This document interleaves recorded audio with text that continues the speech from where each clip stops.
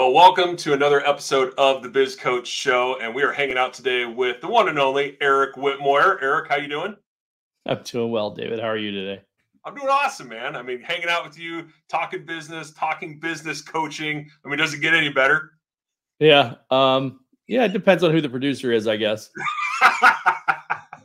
I love it, man. Good times. Well, hey, if you are new to the show, Eric is the founder and CEO of Biz Coaches, and really the show is dedicated to helping business coaches accelerate their business, or people that are interested in business coaching start a coaching business. But also, if you're a professional that serves businesses, then this show is for you as well. And so as we dive in every single week, we talk about things relating to business coaching. And today we're talking about 5 reasons why your coaching business is potentially losing clients. And so, Eric, let's go ahead and dive in. What is number 1? So number 1 is lack of a clear value proposition. Many times clients may not fully understand the unique benefits or the outcomes that they will receive from the coaching services. And I can tell you personally, I struggled with this initially when I started the coaching business, because I knew what I could do for clients, but how I conveyed that in a message and how I helped a client understand what I would do for them. It was very easy to go, people would say, well, how are you going to help me? And I'm like, well, it depends. What do you need? Right. So the challenge became, identifying what are the things that I know I can deliver on, that I can share in a very concise manner and say, this is specifically what I'll do to help grow your business. But without that clear value proposition, and if it's not compelling enough, then what's going to happen is clients are going to struggle to understand what you're going to do for them. And consequently, whether you get them on board and then they slide out afterwards in a relatively short period of time, or they choose not to go with you to begin with because they just can't see the value play. So often what you'll find is they'll seek other alternatives, or they'll decide, this maybe isn't the right fit for me. And that's probably the most disheartening thing as a coach, knowing full well that you can help the client, but the reality is that you can't convey it effectively enough. And mostly because you didn't spend enough time crafting that value, that clear value proposition. So that's certainly one of the biggest opportunities. And even if you have the client on board, we talk about a few other things as well, but once they're on board, if you don't continue to reinforce that message, this is what we do, this is why we do this, there's a method to this madness, right? Helping the client understand that over an extended period of time really helps them stay with you. Because in the beginning, and I literally had a conversation with a peer coach today, and we were kind of sharing best practices and talking about some of our frustrations. And one of the topics of conversation was, sometimes it takes a little bit longer to get a client onboarded and ramped up to the point where they're seeing benefit from the money that they're paying. But that's because you've got a lot of embedded bad habits or bad practices within your organization that now need to be kind of vetted, diagnosed, and then, and like anything, when you're building new habits, the best way to get rid of a bad habit is to replace it with a new good habit. So you have to identify what those no good habits are and then replace those old bad habits. And that's when you'll begin to see the growth. But that could literally take 30, 60, 90 days just to begin to get the habit in place. 66 days to develop a new habit. So it could be very well 2 or 3 months before the new habit's in place before you see the benefit from it. So that's continuing to drive home that clear value proposition, particularly in that first 90-day period, or first quarter that you're working with somebody, so that through the second and third quarters, assuming you're working with for a year, but in the next 90 days, they're going to stay with you and continue to adapt and learn and understand how that process works. Yeah, that makes a lot of sense, Eric. I mean, and I love how you're talking about, first of all, if you can't clearly define that value proposition, you ain't gonna get clients to begin with, right? So I think that's really the first thing. So once you solve that, and then kind of bringing it up, whether that's, updates or, ROI impact and assessment, right? However you end up doing that, making sure they continue to see the value that you provide. So yeah, well said. Well, that brings us to number 2. What is the second way that coaching or business coaches are potentially losing clients? Yeah. So the second key thing that we recognize is poor client engagement and communication. Again, this becomes, and I'm speaking from experience. I dealt with some of these scenarios myself. And in this particular case, this is often what I see with many clients, or many coaches when they're engaged with their clients. They don't do a great job of clearly identifying what the next steps are. What does this process look like? So during an onboarding call, that would be my first recommendation, is have a clear, good outline for your onboarding call. And during the onboarding call, you identify the things that you're going to work on, and then continue to use that checklist, for lack of a better term, that you identified during the onboarding call, and pull it back up in each conversation and say, okay, last time we talked about this, here were the things that we were going to implement. How do you feel like we progressed in that area? And then continue to work through that checklist, because that series of communications, revamping that with each call, shows the client the progression that you're going through. And it almost creates that sense of gamification. We're like, okay, we checked that one off. Let's go on to the next one. Right now, we're making progress here. Here's the data that identifies the progress and the growth that we've shown in this area. Now let's make sure we dial into that next one. Right. But inconsistent or ineffective communication can lead to clients that feel neglected or undervalued. One of the things as an independent coach, another thing that often can happen is you have schedule conflicts from time to time. So let's say you have a standing call with somebody, but a conflict comes up and you forget to tell them until the last minute. Well, that's going to rub people the wrong way. I know I'm one of those people that always over commits, and then find myself trying to catch up all the time. And that will come back and bite you in the butt, because that makes the client feel not worthy, right? They're like, oh, well, I'm not good enough. I'm sorry, not good enough.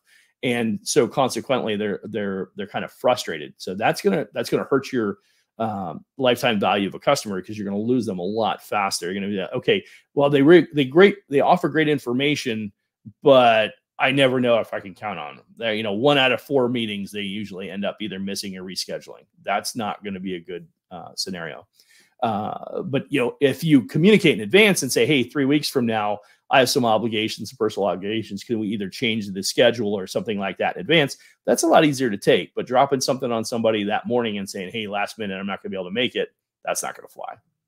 So poor communication is a big factor, and really have to make sure that you do that. And I think one last thing I'd throw in there, David, is regular check-ins, right? And this is where we can use AI and automations to help us with that process.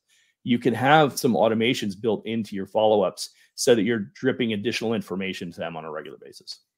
Yeah, I was going to ask on that actually, Eric. I know every client's different. Every coaching arrangement is different. But is there a minimum that people should be checking in? Is it weekly, monthly? Like how would you frame that? What is the minimum amount of check-ins you should do? Yeah. So, and I know I shared some information on this a couple of episodes ago. I want to say it was like 3 or 4 ago. You asked me that specific question, and the way that I feel today, 5 years into doing this, I'm going to tell you that the more that you touch, even if it's shorter increments of time to engage, the more that you touch, the more likely you're going to see results. So if you were to ask me today versus 5 years ago when I started, somebody would propose to me I should touch base with my client once a week for an hour, I would almost go so far as to say twice a week for 30 minutes might be a better engagement strategy.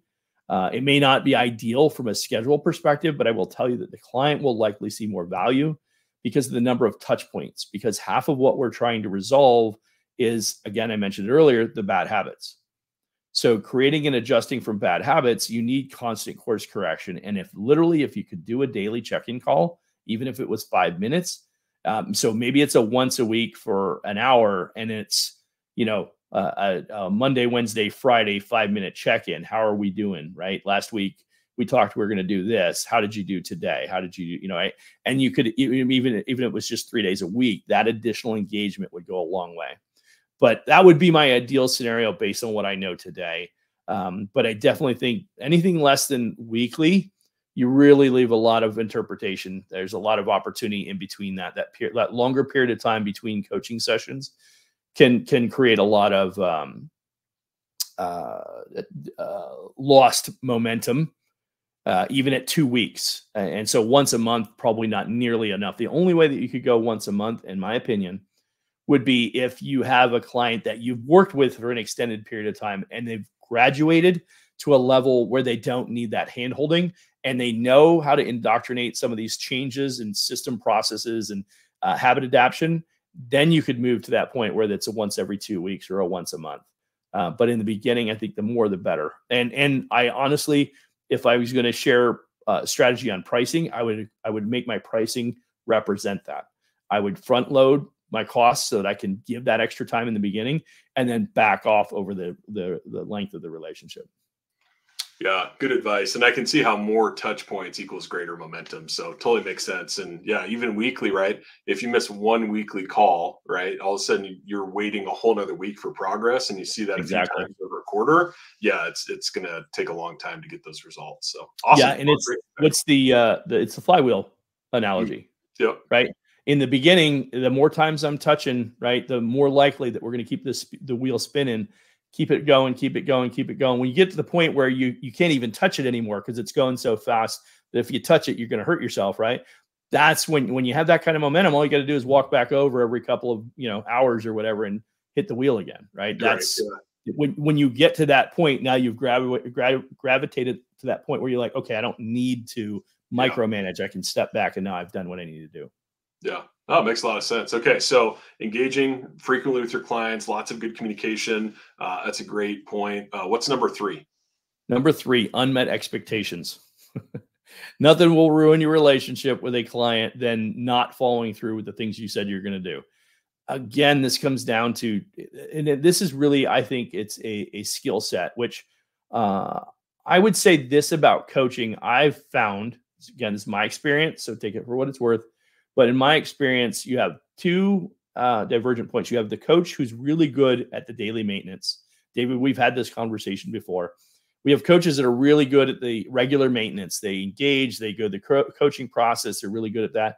And they have coaches that are really good at finding new clients. They do the business development component. They know how to say the right things to engage people and want them to work with them. But they tend to be lacking in one or the other of the 2 areas. And the the coach that is good at the sales part but struggles with the follow-up, this is the one we're talking about. They will say that they're going to do something. I will tell you that I have had a tendency to fall into this category, and this is again where I have to use automations. If I say that I'm going to do something, that recently, it was last fall, last summer, I bought my Remarkable tablet.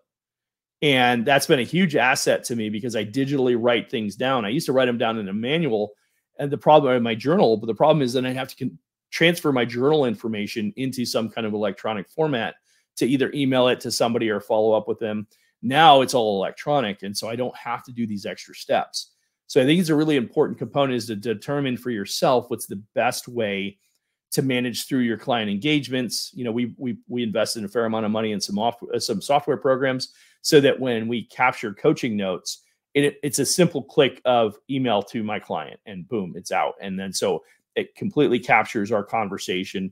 We use AI in our coaching sessions. So I'll have Read AI or Fathom or some other software program like that in our Zoom calls that'll capture and then spit back out the recap of that coaching session. And then that recap goes directly to my client. I don't have to remember to do those things. So those are tools that you can use to help buffer against that, because the not following through on something you said you were going to do is a quick way to lose a lot of credibility with your client. And if you're coaching them and you're guiding them, they're sitting there waiting for information all the time, they're going to get impatient. And they're going to feel like, why am I wasting my time? Right. So that's an important component. They'll feel dissatisfied and they're going to begin to look elsewhere. They're going to say, hey, I probably would be making more progress if people would follow through what they said they're going to do. And you can apologize all you want. You can go the extra mile and offer additional things, but I'm telling you, quick way to lose clients, and worse yet, then you get a bad rap. Right. And by the way, that extends beyond client engagement. That could be inner partner relationships. For instance, your referral partners. If you promise you're going to do something and don't follow through on it, people will see that and they're going to be slower to refer you because they're going to be like, yeah, I think he's a really good coach, but I don't think he's really good at follow-up. So I'm not sure that he's going to do right by me or she's going to do right by me. So they're going to be a lot slower to refer you. So unmet expectations is a big one that you really need to make sure that you buffer against that. Yeah, that makes a lot of sense. And I know we have a lot of new coaches or people that are thinking about getting into coaching that watch the show. And initially, right, if you have 3 clients, usually you're a little bit more on top of things, right? But as you start to get more clients and you're still doing networking events and you're out marketing and all those sorts of things, your calendar fills up and your mental energy, that's a big piece of it too, isn't quite the same to dedicate to each client. And so it's really easy to lose track of that. So totally get where you're coming from. Absolutely. And that's why, again, we constantly promote the idea of using the tools that are available. That's right. Yeah, absolutely. Cool. Well, that brings us to numero cuatro, number 4. What do you got? Lack of adaptability. So, David, I know that you and I both read a book that I'm a huge proponent of as it relates to business, very specifically. Not that I probably couldn't relate to other areas as well, but Built to Last. That in that book, there was one very, very clear chapter that resonated with me in a major way because I grew up. I was the person from my first job on. I've always been the person that says, "Why do we do this?" And because I recognize that there's a lot of value in staying true to the core, meaning know what you're good at and keep doing it, because obviously that's what's generated results for you. However, you have to be willing to adapt. You have to be willing to innovate and change and adjust with the way things change. And the way technology is changing today specifically, if you can't be adaptable, you are going to get left behind. If that wasn't clear and evident in the last 20 years, it is going to be so much in your face in the next 5 years that it's going to make your head spin. I'm telling you. I know I sound like the guy. I sound like Chicken Little running around saying the sky is falling. But I'm telling you, for those of you who have been in business for 10, 15, 20 years, and you've done business a certain way, and you find that what you were doing isn't working anymore, at least it's not working the way that it used to, it's because things are changing around you and you're not paying attention to it. And you're missing out on what's changing. You're not willing to ask the questions. You're stubborn, and you're looking at it saying, and I'm telling you this because this was me to one degree or another, right? So I'm not talking at you. I'm talking with you, and I'm helping you to adapt and understand that the lack of adaptability, either as a coach or a business owner, is going to bury you. And in the coaching business, there are so many things that are changing as it relates to technology. I mean, we're adapting an AI strategy within our coaching today. That started at the end of last year, in the beginning of 2023.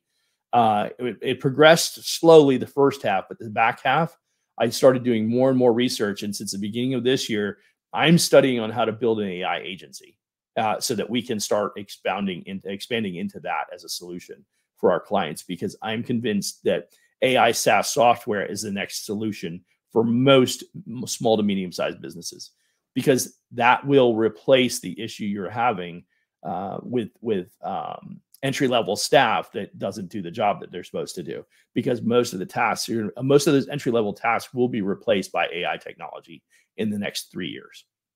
100% convinced of that. Yeah, it's I think this is an old mantra, but I think it's true. It's adapt or die. And I think that's even more true as we move forward when you see the exponential rate that technology is increasing. So yeah, I know you guys at My Biz Coaches, definitely the bleeding edge of that, which I think is great and a great service to your clients. But for coaches that, potentially aren't as tech savvy, they can work with a group like My Biz Coaches, and you can help fill in those gaps and provide those tech solutions. So if you're a lone wolf coach out there and you're not working with a group like My Biz Coaches, it's a great time to think about it if technology is not your forte, because they've got some great solutions. Appreciate that. Absolutely. Yeah. Well, that takes us to number 5. Bring us home, Eric. So inadequate professional development. And I think this, in a sense, kind of goes hand in hand with the adaptability. Professional development, I look at a little bit differently in the sense that there are certain key skills that you need to develop. And I will speak to from my personal experience in that it was my professional development, my ability to have better interactions with my employees. It was my ability to offer more strategic coaching that help people move along their careers or earn opportunities to grow. That ability that I developed through a lot of coaching and a lot of additional courses outside of my job, right? I did stuff on my own to get better at these things. That was a direct correlation to my success in my professional career in the wireless industry. Now, what I would add to that is, as a coach, what makes you good today probably won't be good enough tomorrow to continue doing the same way. And you're going to have to adapt. You're going to have to add new things to your toolbox, right? Your toolkit. And that may include learning about different things like new technologies.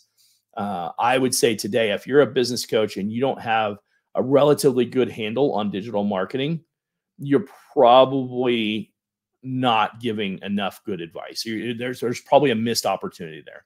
If you don't understand how to coach emotional intelligence to a leadership team within an organization, or more specifically, a business owner who needs to learn emotional intelligence so they can manage their staff better, you're not offering enough solutions, right? These are things that are inherently entrenched in the progressional growth of any business or professional development, right? And the challenge to go from where you are to where you want to go is usually in a handful of skills, and those skills are often currently outside of your comfort zone.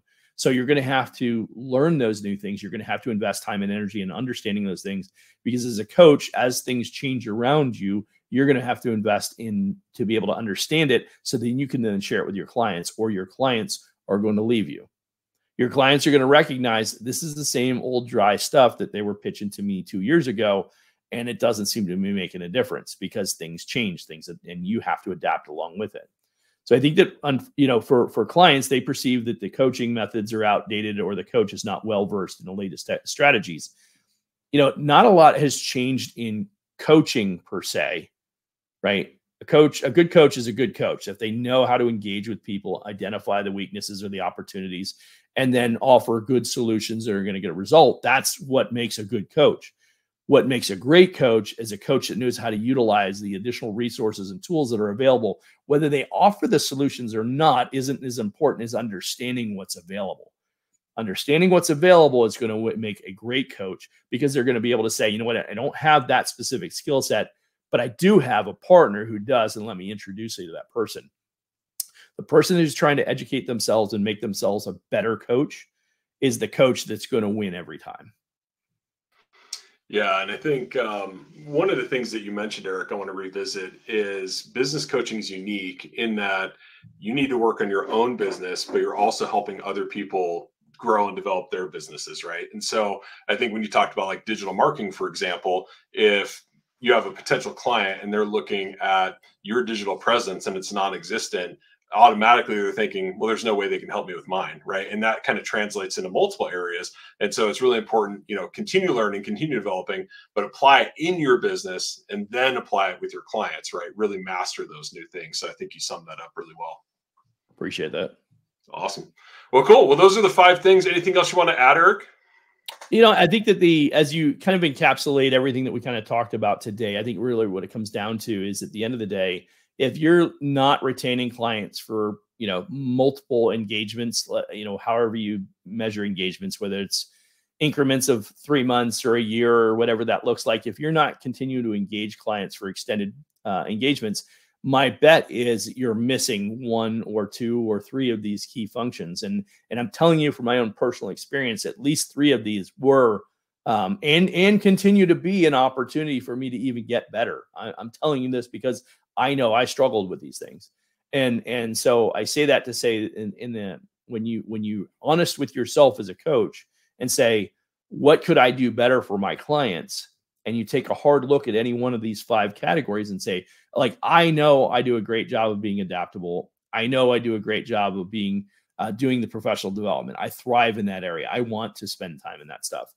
I also know that I am quick to get bored with routine. So as much as I require and really rely on routine to be efficient and successful, I also know that there are certain things in routine that I'm kind of like, I kind of want to do something different today, right? And I think in some way we all crave that to some degree, but clearly identifying where your gaps and opportunities are in these 5 areas will help you not only shore up your client engagement, like you're on the front end, it'll sustain over an extended period of time, which, by the way, will make your business more profitable because you'll have steady people staying with you longer, willing to pay more because they see the value and they see the return that they're getting from the engagement.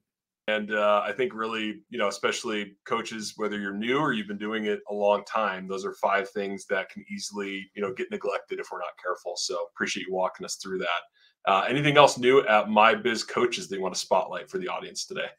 Yeah, we continue to evolve our partnership relationships, and I think that one of the things that, well, I could say that I'm very excited about a new partnership that's coming.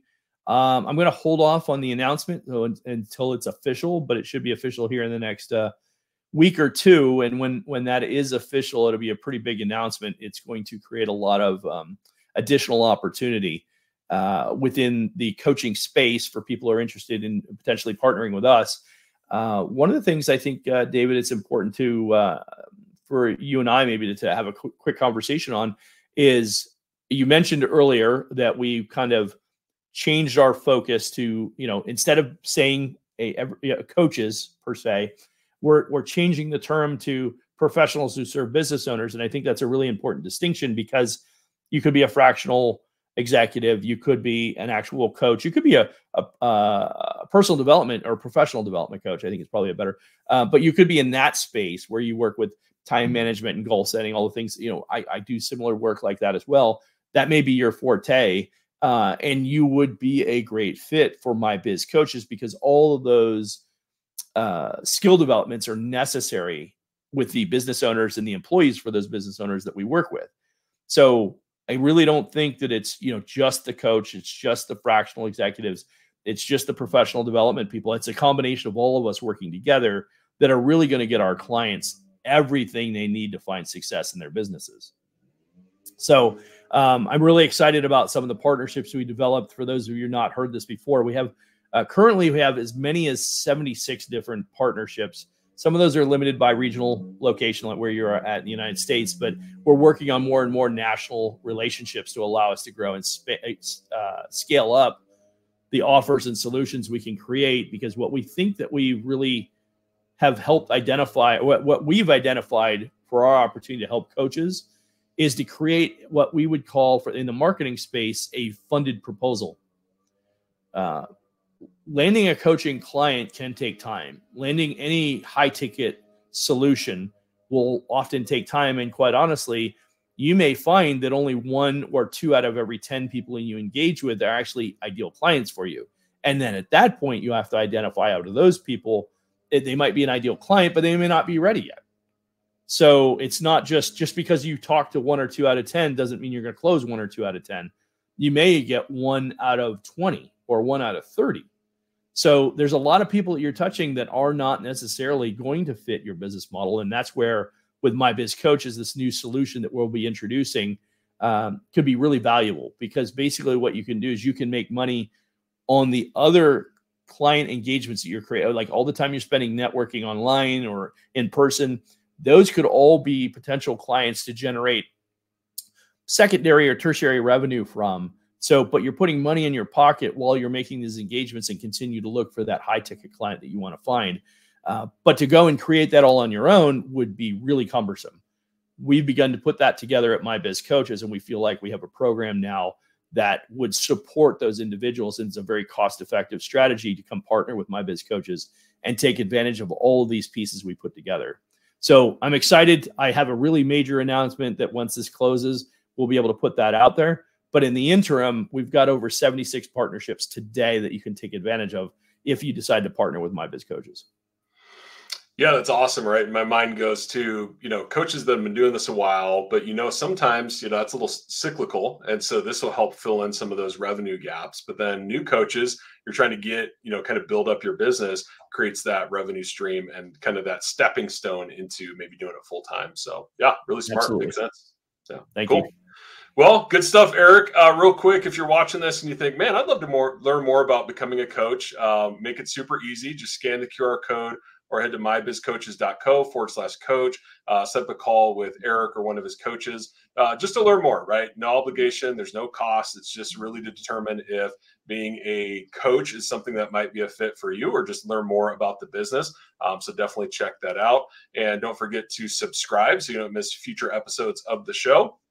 And while you're at it, go follow Eric on LinkedIn. He's always posting articles for small businesses, but also for business coaches, and a lot of great tips and advice. So be sure to check him out there. Eric, as always, it's been a pleasure.